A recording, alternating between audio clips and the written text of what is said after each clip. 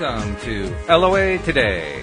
Walt Thiessen and life coach Wendy Dillard here. Today is Tuesday, October the 9th, 2018, 4 p.m. Eastern Time, your second daily dose of happy for the day. And we welcome Wendy Dillard back. I haven't talked to you in about 5 days, but I imagine your 5 days have been pretty good because life is good when you're in an abundant lifestyle, and that's where you are, isn't it?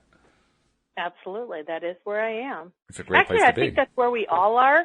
We just don't always realize it or feel our way into it. Which is the topic for today, actually, isn't it? Feeling our way into it. I did that on purpose. That was a nice segue then, I have to say. So before we get into the topic, because once you get going, I can't stop you, and there's no point in trying. So I want to get our promos in now, okay? Are you saying that once I get going, law of attraction gives me one idea after another, and the momentum builds and builds and builds? Beautifully stated. I like that. Very, very good. Is that original? Yeah, I just said it in response to what you said. Okay, very good. No, the two promos we always like to put out near the beginning of the show are, first of all, if you're not yet a subscriber, please do subscribe. The instructions are on the homepage at loatoday.net. And most people know how to do it, but basically you just go to your podcast software and do a search on LOA Today. But just in case you need a little help, maybe you're a little tech challenged, the homepage of loatoday.net is the place to go. And secondly, for all subscribers, both new ones and long-term ones and everybody in between, please keep posting on the social media that you're listening to loatoday.net because it's really, really helping. I know we keep saying that, but it's really, really true. And we want to keep building it up until we get to the point where we're reaching thousands, tens of thousands, hundreds of thousands. Can you imagine 1 million people every episode getting a dose of happy and just feeling better and attracting more of what they wanted? I mean, that just staggers the imagination. So awesome. Wouldn't it? Oh, my God. That just...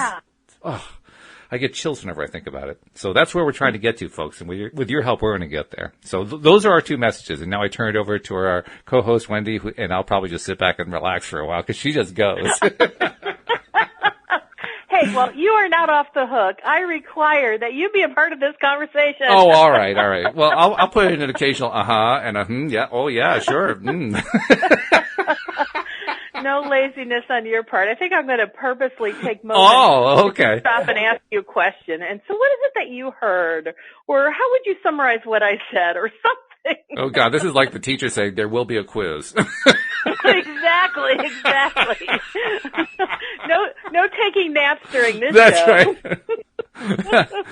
Oh, God. I know we've said I could do a show by myself, but I'm not doing a show by myself. I'm doing it with my co-host. This is true. Okay. All right. So I will deliberately participate today. How about that? That's my form of deliberate creation for the day. I'm deliberately participating.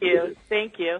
Well, I think where I want to start, not that I know where this is going to go, but because I follow my feelings sometimes lead to thoughts, or memories or whatnot. And right now I'm starting with a movie that I saw this weekend, which is quite unusual for me. I don't think I've been to a movie theater in probably 10 years. What movie is that? I saw A Star is Born with Bradley Cooper and Lady Gaga. Oh, I didn't know there was a remake. Okay. My God. It was phenomenal. Now, I'm a huge fan of that movie. I saw the one, don't quote me on this, it was done in the, I think, 30s or 40s. And then Barbra Streisand and Christopher Christopherson did it in, I think, the late 70s. Yep. And I guess Bradley Cooper, he produced this puppy, and he went to whoever owned the rights on The Star is Born, got permission, and they rewrote it to make it prevalent to today. And he co-stars with Lady Gaga. And wow. My God, what a fabulous, fabulous movie. Now, because I already knew the storyline so intimately well, because it's one that I've loved and watched many, many times in the other versions, I kind of knew what to anticipate. But these two characters brought it so current, so real to today, that I was almost able to forget the previous versions while I was watching it. And I went with my dearest friend, Rhonda, who's also a coach, and how she conned me, and I say that jokingly, into going to see a movie because I haven't wanted to go to a movie theater in years. And she said, they have reclining seats now. And I'm like, oh? Those are great. At the AMCs? Oh, my God, I love those. Yeah. So she goes, I will find us a movie theater between the two of us that has the reclining seats. And I'm like, all right, that enticed me. Okay, cool. But I have to say, the reclining seat experience made going to a movie theater totally worthwhile for me. Oh, yeah. It's like watching on a big screen in your living room. It's wonderful. Yeah.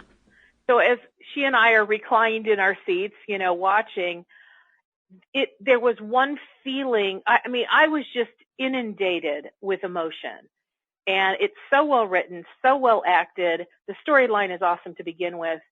But, oh my gosh, for those who allow themselves to suspend disbelief while you're in a big movie theater and just allow yourself to experience the feelings that come from the drama that unfolds, it was huge. And I thought I was doing really good holding back the tears. Rhonda started a little bit earlier than me, but by the final song, I was boo-hooing up a storm. We're like, please. And she and I could almost not speak. Wow.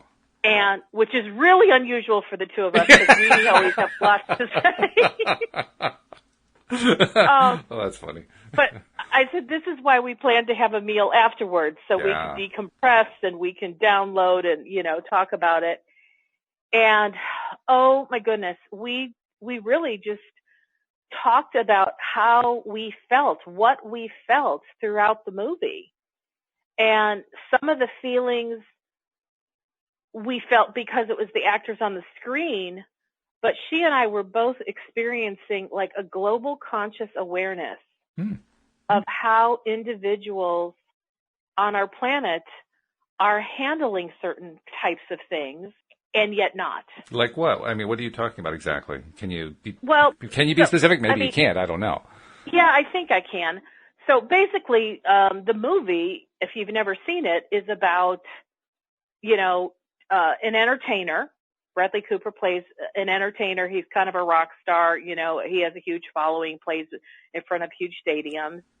And through a quirky set of incidences in the beginning, he meets this woman, and she's in this really dive kind of bar, singing a song, and he's like, whoa, he recognizes this incredible talent. Uh-huh. Well, they kind of start up a relationship immediately, and he's so enamored with her voice and her ability to write songs on the spot. And she just flows with this creativity.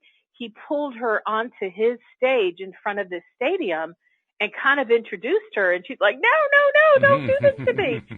And he's like, well, if you don't go out there, I'm singing your song anyway. And he starts singing it, which eventually pulls her out, and then they sing it together. And basically this launches her career. Right. But she's very aware from the beginning. She doesn't want to be with him because she sees right off the bat he's an alcoholic. And his behaviors are like not what she wants to connect with. But he's so in love with her talent. It's like he sees the real her. And I really believe from a feeling perspective, the moment he didn't just see her sing and hear her sing her song the first time he met her, I believe he felt it on the deepest level. And I believe by feeling, he was really connecting to who she really is. And when the two of them started to get to know each other, she'd ask him questions, and she was getting to who he is because he was feeling, and it was so apparent how he was expressing himself in a very vulnerable way, and he was feeling what he was speaking.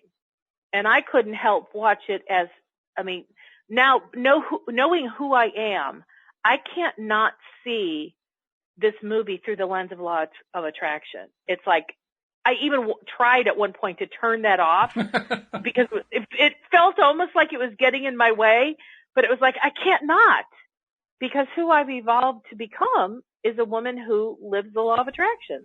And so, these two have this unfolding relationship, and there's all sorts of things that are going on.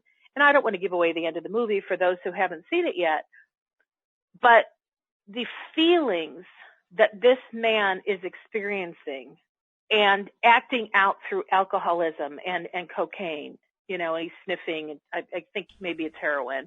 I don't know. I don't do drugs, so I don't even know what it is, what the white powder is that you snort. But it's like he kept doing all these behaviors, and she's saying, you have to stop because this is like interrupting our life. But he couldn't. And I think what my takeaway was from the movie was how powerful he was feeling what he was feeling, but he didn't know how to express it, except through song. But even that wasn't doing it for him after a while. And it's like what I was looking at, again, through the lens of law of attraction, is how every feeling he was experiencing was a message from his inner being, trying to communicate something with him almost desperately. But he kept tuning out the feelings through drugs and alcohol. And the only time he was really feeling was when he was expressing his music when he wasn't high. Right. And I was just blown away. I mean, first of all, the movie, like I said, was awesome. But I so connected to the feelings that humanity experiences, because I recognized that this movie was not just a movie, but when I was experiencing what I was experiencing, I knew I was experiencing it on a very global level. And Rhonda was too. And we talked about what these feelings mean to us. And we were tapping into our inner beings. Now, hers is called RB, which stands for Rhonda Burns. And mine's Gwendolyn, which I've expressed that my inner being is now called Gwendolyn. It makes it more personal for both of us that we have names for our inner beings. Okay. And as we were sitting having, our meal together, and we're both checking in with our inner beings, we were so aware of how much of humanity, and maybe not the audience that you and I are talking to right now, but at the same time, probably still a lot of our audience that we're talking to right now doesn't know what to do when they have a feeling. And Wait, and be specific about that. When you say doesn't know what to do, what do you mean by that? Well, because, in the simplest way, every time we have a thought, we have an associated feeling. And every time we have a feeling, if it doesn't feel good to us, that's our indication that what we're feeling is not the same thing that our inner being thinks about us or thinks about that situation, and is really letting us know that that thinking is incorrect. It's based on a lie, based on a false premise. There's something faulty with it. It needs some adjusting, but oftentimes we don't know that. Or we've experienced that negative feeling so many times, we've stopped paying attention to it, which is like not paying attention to a sign when you're out in the road that says road ahead closed, and you just keep driving and fall off a cliff. And that happens to us metaphorically.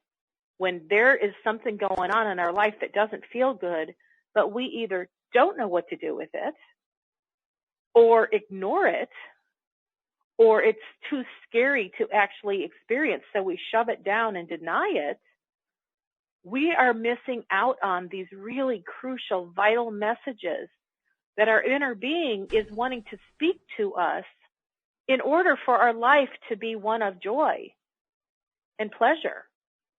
But when you're not heeding those messages, you end up just feeling the pain of those negative feelings and whatever is associated with it. And so this is what I was recognizing, how, I've talked about this before, let me say it this way. I'm very aware that what I bring to our show is a depth of personal transformation, because that's where I live. That's where my heart is. And I was reminded on an even bigger scale that there is so much call for us to transform our thoughts on a deep, meaningful level, but so many of us don't do it because we don't even recognize that it's there for us to do. That's an interesting word you chose, call. Call suggests that it's like a voice coming from somewhere else. Let's just say that I the calling for me to really engage my life in a way to help other people have personal transformation was given an exclamation point on such a level after watching this movie. I can't not do what I know I'm called to do. So calling, I guess in this case, is more like an internal calling. It's an internal calling. Okay. It is giving my life a level of mission like I've never known before. Mm-hmm. And I've been asking, because I've been desiring to have, personal transformation as my career for so long that I'll be honest, I kind of lost it's funny, I lost the passion, I lost the fire, I lost the zeal for doing it. I knew I wanted to be out of the constraints of a 9-to-5 job. Yeah. That was an easy thing. Right. But now I'm here. Now I've landed in my new career. And I went, oh, I'm here. Yeah, I know I like coaching. Yeah, it's fun. But such enthusiasm. There wasn't a sense of real fire and passion under me. And I've been asking for a really solid direction to be ignited. Because it's one thing to put my shingle out and say, okay, I'm now open for business, because I now have unlimited hours to do it. Well, semi-unlimited. And I love my clients, don't get me wrong. Sure. And if somebody listening wants to call me, and start working with me as a coach, oh, trust me, I'm 100% in. But the overall desire to make my business bigger when it comes to, quote, just the coaching piece, didn't feel like it had the fire and the zeal that has been sustainable. Which actually makes sense, because in the past, particularly in the early stages where you were talking about Project X with us, you kind of explored a number of different things in terms of where it could go. And I get the impression that those explorations are ongoing, really. They are, and it's like I've been exploring on a continual basis. I'm not shutting the door on anything. I'm just wanting to expand. But even to have my own podcast show, I want to know, well, what am I going for? What's the point? What's the target? What's the purpose? Right. I mean, I know what the purpose is overall for LOA today. It's to give a daily dose of happy. I get that. And to be perfectly honest, that's not my target. I did that with you because that was your target, and you've been very gracious to allow me to explore, what comes into my world. But as I've been doing the show over time, I think it's been quite obvious. I've been diving deeper into personal transformation. Oh, yeah. And expressing how I've been going through my own personal transformation. But I recognize that from the character in this movie, he has such a debilitating emotional state of being, and it only went downward. And it's like he didn't know how to get out of it. Which is, I would say, is actually a very common problem, by the way. Yeah. I mean, not so much alcoholism or whatever like that, but just being in like sort of a spiral that's either very sharply downward or even just gently downward. And you just kind of get going and going and going, and you don't know how to turn it around. Exactly. And if we haven't been taught what to do with our emotions and what to do with our deep feelings, then we have these messages that go unread. It's like setting up an email account with God. And God is sending you email messages on a regular basis, but you don't ever check your email. Yeah, that doesn't work too well. There's really important information that's valuable to you, but you didn't get the message. Because no one told you once you set up your email account, you have to actually open the app and go look at the messages in there. And that's what I think a lot of humanity has never really understood, which is how to go and open their email from their higher being. And all the messages we've ever needed come to us on a regular basis through our emotions, through our feelings. And I'll give you an example. I was talking with a client, and she's doing great in terms of she's turning her life into what she's wanting it to become. And she has, the typical roller coaster stuff that most of us do. And really why she hired me was she had really just recently learned about law of attraction and wanted to talk with somebody who could help her navigate her life through the teachings of law of attraction. But on one particular session, I said to her, I know you hired me because you wanted me to teach you more about law of attraction, but I said, I'm also a personal transformation coach. And I sense that what you're talking about today requires some personal transformation, which, by the way, doesn't have to be a big, scary thing. And we actually did it within 10 minutes of a conversation. And she even said, hey, didn't you say we were going to start working on some new technique? I said, oh, we already did it. So I mean, it's so seamless. She didn't even realize we did it. Right. But we did it. But I know that there was transformation in our conversation. But here's how it kind of played out. She tells me, okay, here are all the bad things going on in my life. And she named about 5 of them. Mm-hmm. And then she started like reframing it, going, I know what I need to do is think about this more positively. Mm-hmm. And I got the intuitive hit, not yet.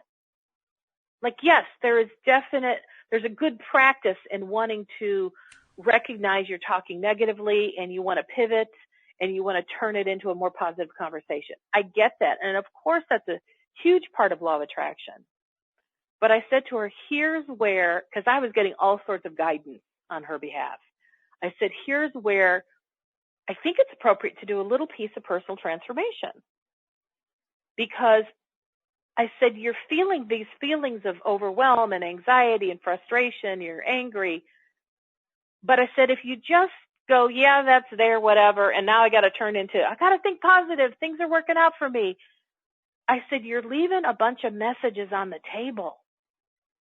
And she's like, what messages? And I said, exactly.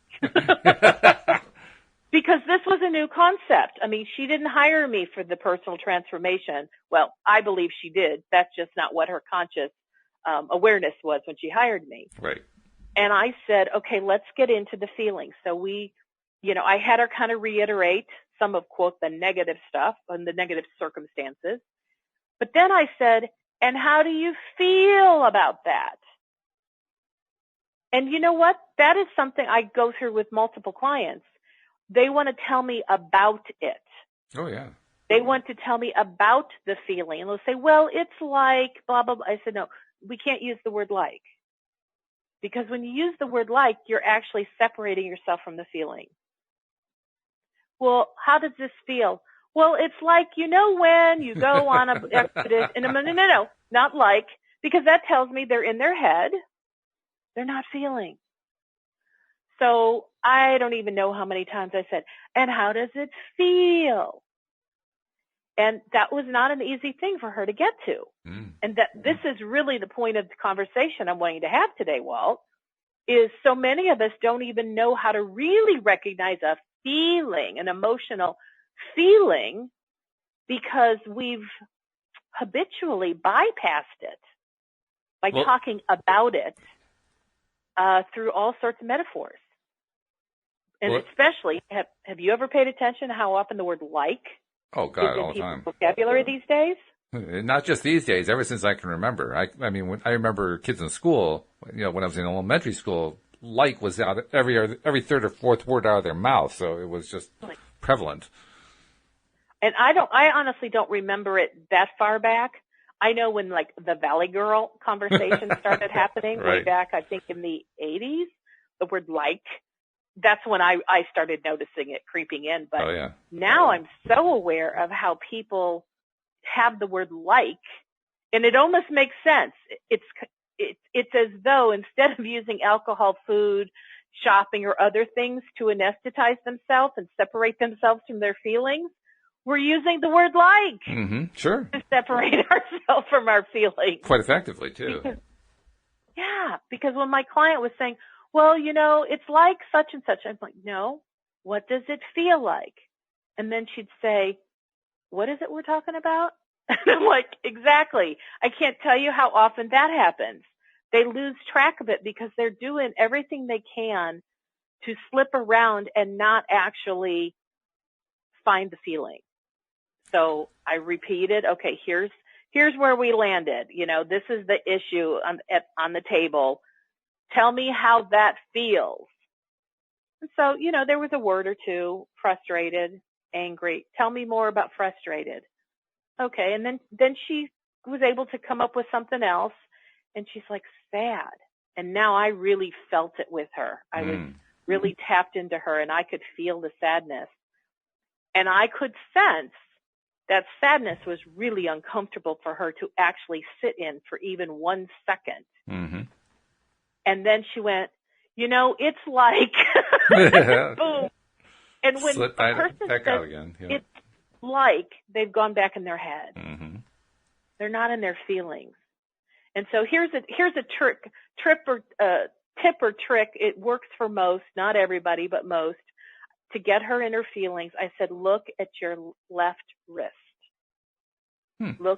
Move your eyes to the lower left, or look at your left wrist, as long as it's below your eyeballs. If you have your arm in the hand in the air, it won't work. But if your arm is like sitting at your lap, look to the left corner. Look at your left wrist. That's something that helps you get into your feelings and out of your head. So anyway, we finally got to her feelings, and I started to sense, she's finally getting to what's underneath and underneath and underneath and underneath all these metaphoric stories. And then what I recognized is she kind of had a damned if she does, damned if she doesn't scenario, where she really wants this positive thing, but in getting the positive thing, she also got this thing that she's now seeing as negative. Like now she's recognizing the results, and just to make it easier, it's a divorce. Uh-huh. So she really wanted the divorce, couldn't wait for the divorce to be over. She wanted to do all these things when the divorce happens. But now that she's divorced, now there's some consequences she really hadn't given much thought to. And she's angry at the negative circumstances, and she's wanting to blame her ex-husband for them. And I said, okay. And so here's what we did. I said, you basically created a double blind. You're really happy that you're divorced. It's what you've been wanting. But now there are consequences of the divorce that are negative that you hadn't considered. Yeah. And you want to blame him for them. Mm-hmm. Which is like, well, yeah. So what's wrong with that? I mean, right. But we found a way. But, I'll just say this because it was really beautiful. I said, so this negative stuff that you're experiencing now that you're divorced, is it really horrible? She's like, yes. I said, okay. Now, is it absolutely horrible? Really? And she said, no. I said, isn't this what you really desired? Yes. I said, would you really want him to be back in your life and so this stuff wouldn't happen? No. Now the passion starts to come out. Yeah. And I said, so really you just have a double bind.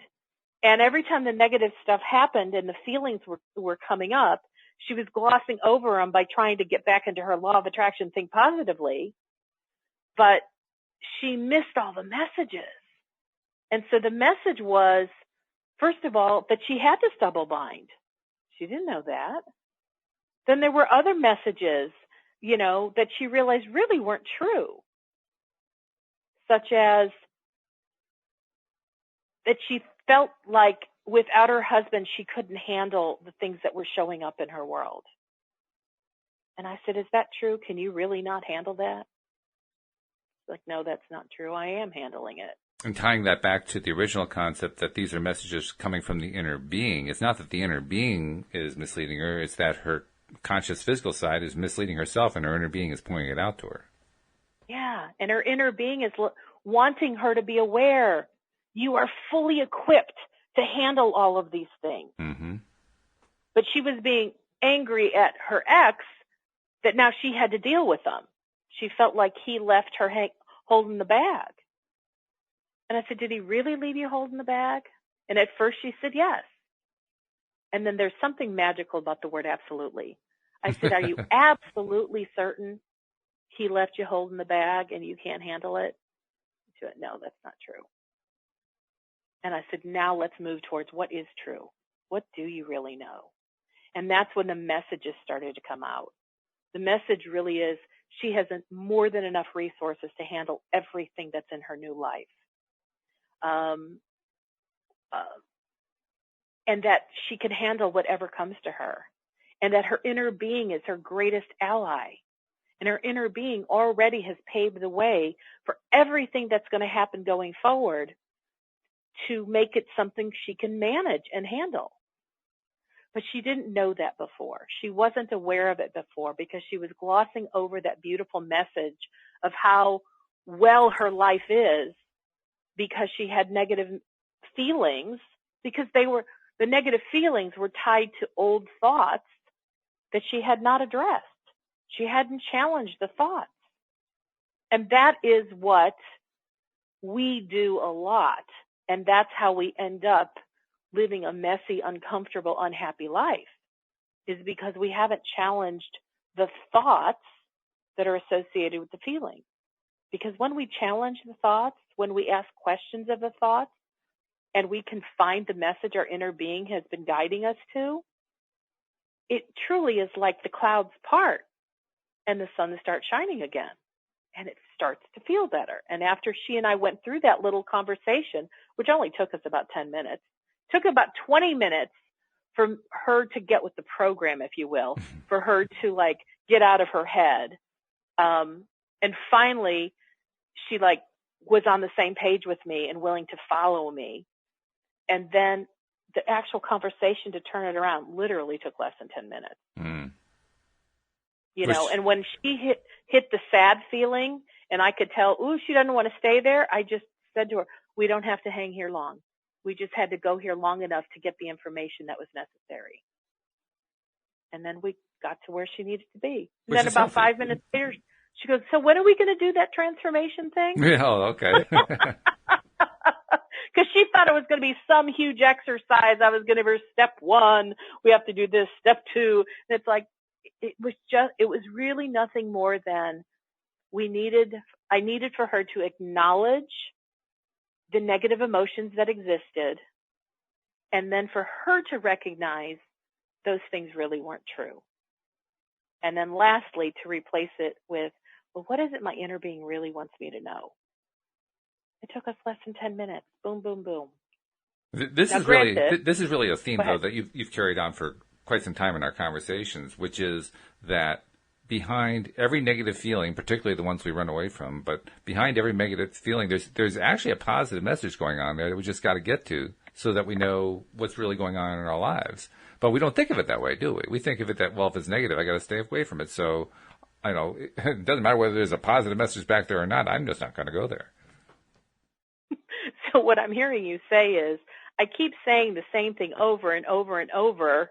I just use different stories, different metaphors, because I'm convinced somebody's going to get it. I just got to say it in the way that they're going to get it, or they relate to it. You're actually in good company because it's exactly the same thing that Abraham says. They keep saying over and over again. You know, you keep asking the same questions. We'll answer every question you ask just so you understand it's always the same answer. Always the same answer. It always goes back to our feelings. Now it's funny. Sometimes I'll say it always goes back to our thoughts. And there's truth to that because every thought is connected to a feeling. So if I say it always goes back to our feelings or it always goes back to our thoughts, since thoughts and feelings are connected, it's the same thing. Some people will hear the message better if I use the word thought. And some people will hear the message better if I use the word feeling. So I purposely go back and forth between the two because I don't know what's going to be the thing that causes someone to go, oh, now I get it. So you really are convinced then there really is no such thing as a thought that doesn't have a feeling associated with it. That's my understanding. That's what I believe I've heard from Abraham consistently for the 11 years that I've been listening. Which is important because I think just about anybody listening and everybody who isn't listening could agree that there seem to be times in life when we have a thought and there's no emotional attachment to it. But apparently there is. Well, and if a person says there's no emotional attachment, I will definitely agree with them they are not experiencing it in that moment in a conscious, aware way, because they've either pushed it down, pushed it aside, or are looking straight at it, but as though they are looking through a window. And so they're seeing the other side, but like a window is a solid, fixed thing. It's just that it's transparent. The intention of a window is for you to see through it, but yet it is solid. Try putting your hand through it and you'll know it was solid. Mm-hmm. Yeah, yeah. And so oftentimes if a person says, nope, not feeling anything, that tells me how out of touch they are with their feelings. Or to put it another way, it tells me how in observer mode they are. Because you're either an observer or you're a participant. And if you are an observer, it's like you're looking through that window. You're not participating at all. You're just kind of looking like, you're lurking, right? You're a lurker. You're a lurker. But we do have feelings. With every single thought we think, we do have feelings. Some people are only aware of negative feelings. Some people are only aware of positive feelings. Some people have compartmentalized things in such a way that, like I used to think, oh, I'm a happy person, but I wasn't really feeling happy. I was thinking I was happy. And right. Thinking I was happy is different than feeling happy. Yeah, one's more observer, one's participant. One is experiencing it, one's just kind of like, talking from 5,000 feet up or something, like they're not actually there. Yeah. I mean, the earlier part of my life, I spent primarily in my head. And yet, as I look back on it today, knowing what I know today, I was a big time feeler back then. I was highly sensitive to both human interaction, but also energetic interaction. And so much of it, when it was negative, was so overwhelming to my being, my senses. I didn't know what to do with it. And it was easier to just drown it out. Now, I chose food. That was my method. But other people choose other things, like talking. Mm-hmm. Today, cell phones. Yeah. Video games. Mm-hmm. Then, of course, there's the alcohol things, partying, overcommitting schedule, like where your schedule is so busy, you never have a moment to really stop and consider what you really feel because you're just moving from one thing to another. These are all distractions that we have created to avoid actually feeling our feelings. Mm. Isn't it ironic, too? Go ahead. Isn't it ironic, though, that when we're in that observing mode, when we're not actually feeling the feelings, we're just simply thinking about them as you're describing it, we will often think of that as being the easier route. It's just easier to observe than it is to feel it. Mm-hmm. But when you look at what happens when a person goes through the feeling process, which you just described, you described how somebody kind of broke through that barrier they had put up, that resistance they had put up, and felt the feelings. They had this tremendous experience that came out of it. It actually created a much greater sense of ease afterward. So it seems Absolutely. Easier to observe, but it actually produces more ease to participate. Yes. Which is really ironic. I mean, that kind of blows the mind of the person who says, "Well, I'm just the observer." Well, have you heard the comment before about fear, that people are afraid of fear, and so they do all sorts of things to avoid the fearful situation. Oh, sure. But when, let's say, the fearful situation comes upon them anyway, they weren't able to avoid it, mm-hmm. Oftentimes they'll go, oh, I don't know why I was so afraid of that. That was really not such a big deal. Yep. That's what happens so often with our negative emotions. But, if we didn't learn when we were little that feeling negative emotions that were scary or unfamiliar, or we didn't know what they were, and we didn't say to an adult or somebody around us, like, this feeling is there, what do I do with it? which most of us didn't. Who would have even had it modeled like, I feel this scary thing, Most of us just keep that inside. Then we grow up never really learning how to express our emotions and to feel our feelings and to realize that they're all really positive. Even when they feel negative, the positive side is that there's a really cool message in it. And most of us don't get that when we're young. I love the fact that Rhonda has a 13-year-old son, and this is the kind of stuff she teaches her son. Like, wow, what a step up he has in life. Oh, yeah. And he's not afraid to feel a feeling and go, I don't know what to do with it. Mom, can you help me? What does this mean? And, of course, she's there to help. Right. But like most of us, I wasn't taught what to do with emotions. I had models in my family of my parents that when they experienced really negative, extreme emotions, I never saw anything positive come out of it. Well, I was taught. I think we were all taught what to do with them. The question is, what were we taught? Was it anything good that we were taught? I was taught to stuff them. And I learned it really well, by the way. I was very, very good at it. I had lots of practice, and I became an expert emotion stuffer. Well, and I watched my father, how he handled his very intense negative emotions was one of two things. Either he went into silent mode, where he disconnected from everybody in the family and just didn't speak, or he would go off on somebody and be screaming and yelling and be a rageaholic. Okay, so those were his two options. Yeah.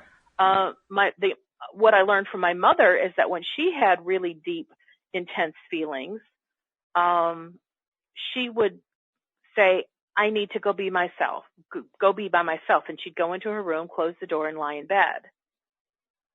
And so that was something actually I learned to do, which is when my emotions were overwhelming, I would just go lie down and be away from everybody and close the door. Mm-hmm. Now, what she did during that time, I didn't know, but that was kind of something that I did. But it kind of also let me know that she shut the world out when she was experiencing these emotions. So we never got to see how she processed them. The next thing we knew, she was out of her room and she was talking to us, and she was in a sort of good mood. But we didn't see what she did to process it. And that's a common theme. That's a theme that a lot of people experience in various ways. I mean, Louise, for instance, talks about how with her own parents, she never got to see how the relationship actually worked. All she saw was the facade, because they kept how the relationship actually worked behind closed doors.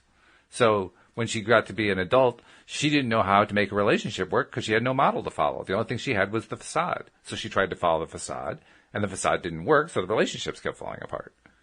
Mm-hmm. So over all these many podcasts I've done with you, I believe on a quite regular basis, I share how I feel about things. Mm-hmm. And I do so with the intent purpose of giving a model for here's this negative thing that I was feeling. Then I found what the thought was that was behind that feeling.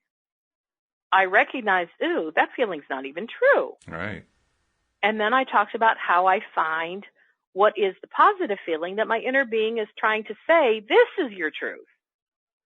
Now, for somebody who's trying to learn the method, so to speak, and I think I can count myself as one of those, every once in a while I will get to a point where there is something going on. There is some sort of a undefined resistance. And I can tell there's some kind of thought there. I can't really tell what the thought is. There's some kind of feeling there. I can't really tell what the feeling is. And I'm not sure what to do with it at that point. Now, often I'm able to get through with, talking to Louise or talking with one of you guys or something like that. But there are times when I just don't have one of those resources available to me, and I'm sitting there trying to figure out how do I connect to it? What do you do with somebody who's just, they know there's something there, but they just can't seem to put their finger on it? And then they start saying, well, it's like... Yeah, that word like shows up. There it is, because you don't know what to do with it, right? So I learned this phrase in NLP, neuro-linguistic programming, that for me was quite helpful when I was learning how to do this for myself, when I was alone and I was trying to figure out, what is it I'm feeling? So let's just say I had an interaction with somebody and it kind of sparked off or triggered some negative feeling. And I think to myself, okay, I want to go work on this one. So, I go find a comfortable, quiet chair where I'm not distracted. And I use the phrase, for what purpose? Hmm. So I'd say, okay, so I'm feeling, even if it's undefinable, ugh, okay, and I'm feeling this for what purpose? And I just kind of pay attention to whatever floats through my head or my feelings. I might get a phrase of, because they're stupid. Okay, so for what purpose do I want to say they're stupid? Well, it makes me feel better. Okay, cool. So for what purpose do I want to feel better? Because I don't like to feel bad. Okay, for what purpose do I not like to feel bad? Well, because I thought I heard that feeling bad is bad. Okay, so for what purpose do I want to think that thought? Mm-hmm. And can you see how every time I ask the question, I get a different response. Some of them lead me somewhere and some of them don't. But I just keep asking. And I learned through, I don't remember who I learned this through, but I remember hearing that there's a process where they used a different phrase, but for what purpose kind of gets you to the same thing, that sometimes you have to go a minimum of 7 times that you ask the question, for what purpose? As in, like, the first maybe 4 or 5 times you ask it, you're really dealing just with your conscious mind, the thinking, kind of the obstinate child that doesn't want to play the game kind of response. Well, yeah, Does that make sense? That was the thought that I was thinking about when you were describing the process, because I could just as easily see that process turn into something like, what's the phrase? How do you use the phrase? For what purpose? Well, for what purpose? Yes. So, for what purpose do you feel that thing in your gut? And some answer comes out like, well, it's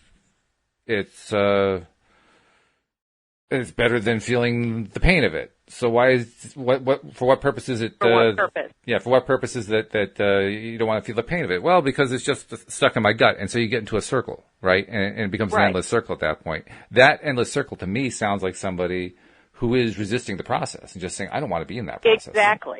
Exactly. But there's almost, if you have a true, and this is important, if you truly have an intention that you want to break through this and get underneath and get to the bottom of it because you want to resolve it, if you keep going in loops and circles like you just described, you don't really want to change. Right.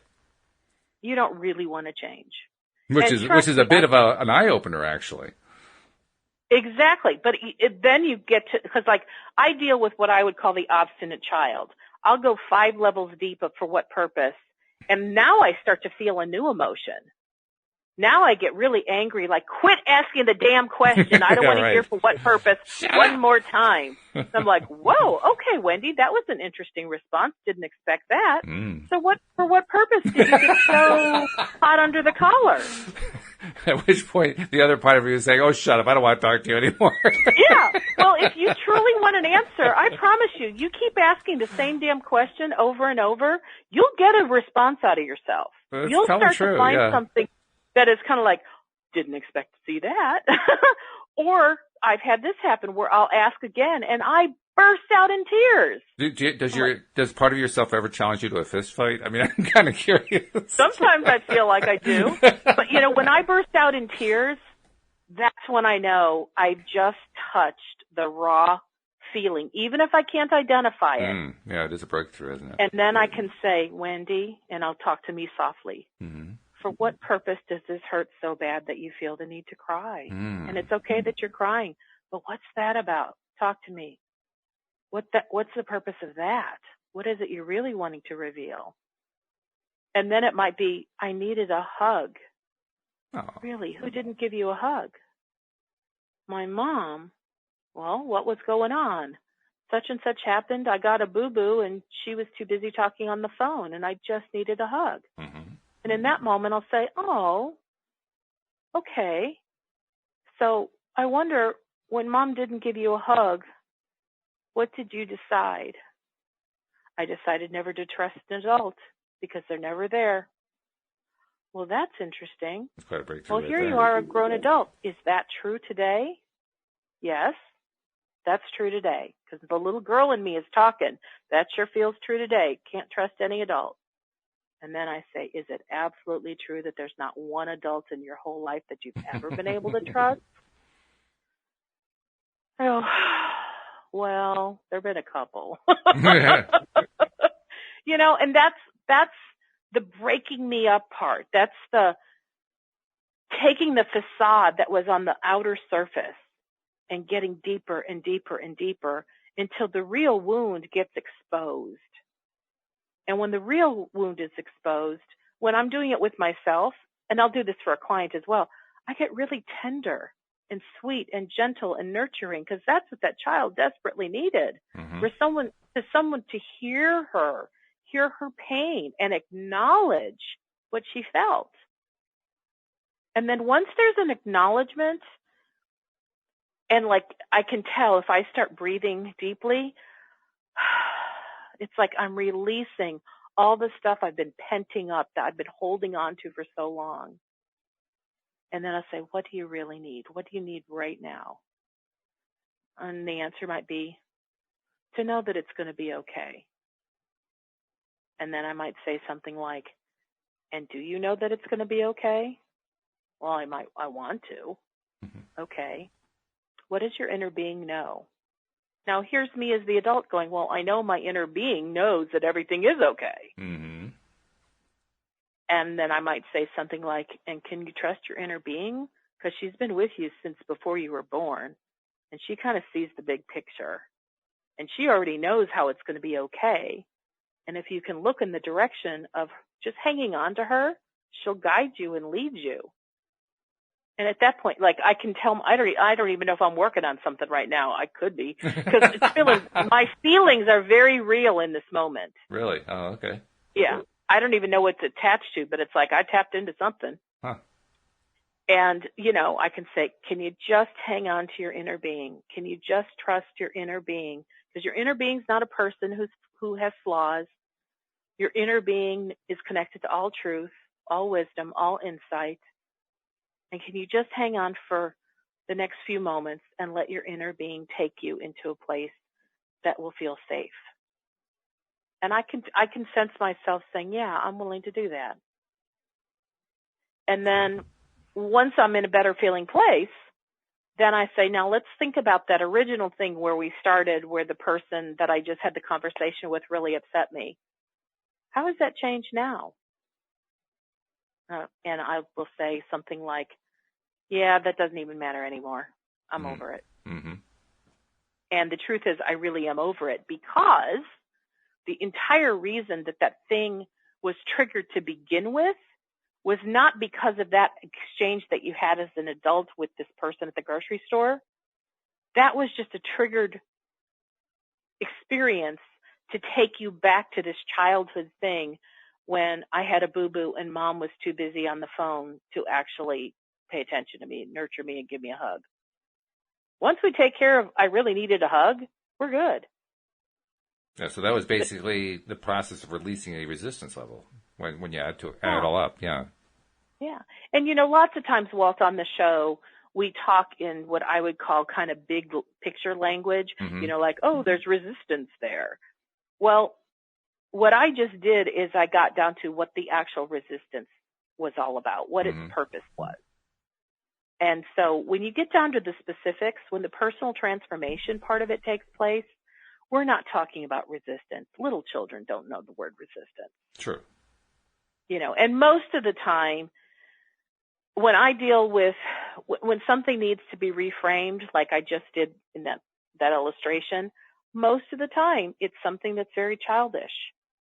Not because they're being, you know, like a bratty little child, but it's a childlike feeling, a childlike experience that the child just didn't get their needs met. They didn't know what to do. You know, when we're children, we don't have the resources of how to make a boo-boo not feel so horrible. But when you're little, you think it's the end of the world because you don't know not to. And nobody has soothed your pain for you to realize, oh, not only was it not a big deal, but I can move through it pretty easily. Mm-hmm. Now, you mentioned that it's almost always a child or a childlike thing or something from childhood. Is it always? Not always, but oftentimes. The majority of what I would consider the transparent negative beliefs happened in childhood when we didn't have a logical mind developed yet for us to know what to do with these things. So they're just kind of in this big black hole, if you will. I just made that up, but it's like a black hole of all this stuff you didn't know how to get explained to you when you were younger. So now, it does happen later on, too, then. Pardon me? I guess the inference is that it sometimes is something that can happen later on after you become an adult or a young adult.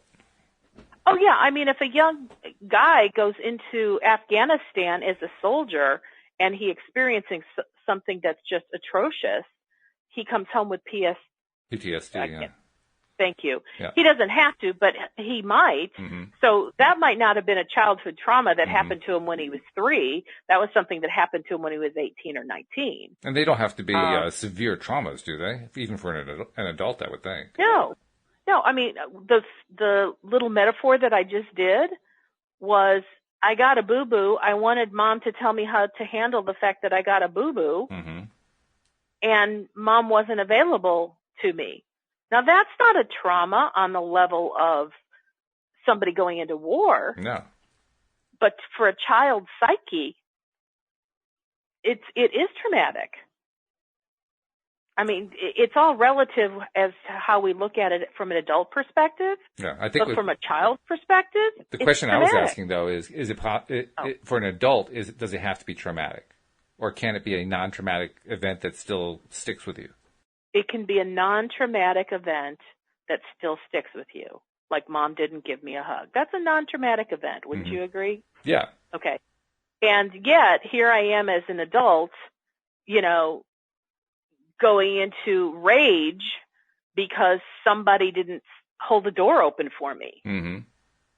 But the thing is, when we make decisions and come to conclusions, when we're really little, about life or about people or about trust, we carry that into our adulthood until we recognize the lack of truth to it.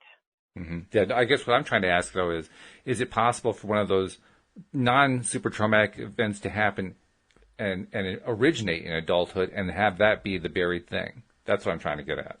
I would say it rarely happens, only because as adults, we have fully formed logical minds that can sort out information and come to more appropriate conclusions. Okay. That's why if somebody doesn't hold the door open for me today, it's not a big deal. But if I decided when I was really little due to something about, I can't trust adults, and I never resolved that, then maybe today as a grown adult, I walk into a place and an adult walks through a door and lets it slam right behind them. That could trigger the feeling I had when I was very small. Yeah.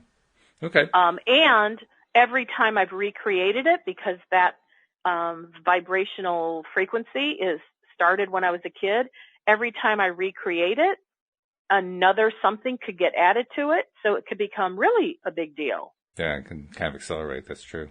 We've run out of time, but let's continue the conversation on Thursday because I think we've laid a good baseline here, and then we can learn more, what do we do with it? Absolutely. All right, and we hope that you'll join us next time as well here on LOA Today. Goodbye, everybody. Bye-bye for now.